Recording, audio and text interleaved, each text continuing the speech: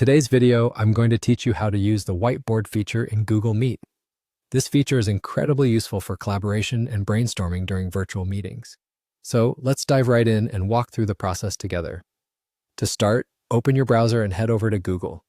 Once you're there, look for the grid icon that symbolizes Google Apps. It's usually located at the top right corner of the page. Give that a click, and from the drop-down menu, select Google Meet. Don't worry if you can't find it right away. It might be hidden under the More from Google section. Now that you're on the Google Meet homepage, you'll want to initiate a new meeting. There should be a button labeled New Meeting. Click on that and you'll be presented with a few options. For instant collaboration, choose the Start an Instant Meeting option. This will get you straight into a meeting without any scheduling fuss. With your instant meeting now live, direct your attention to the lower right corner of your screen. Here, you'll find the Meeting Tools menu, which you should click on to access various functionalities within Google Meet. Among the options provided, you'll find something called Get Add-ons. Clicking this will open up a range of extra features that you can incorporate into your meeting. For our purposes, you'll want to search for a whiteboard tool. Typing in Collaborative Whiteboard or simply Whiteboard should yield what you need.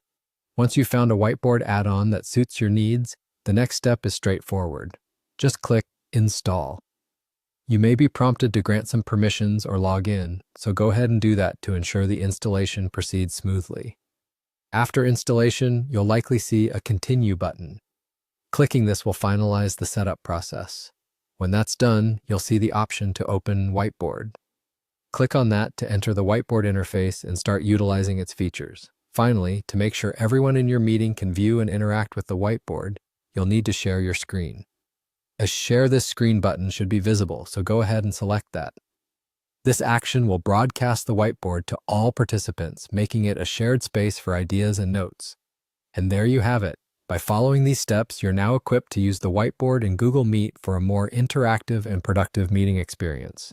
Remember, practice makes perfect, so don't hesitate to explore the tools within the whiteboard to enhance your collaboration efforts.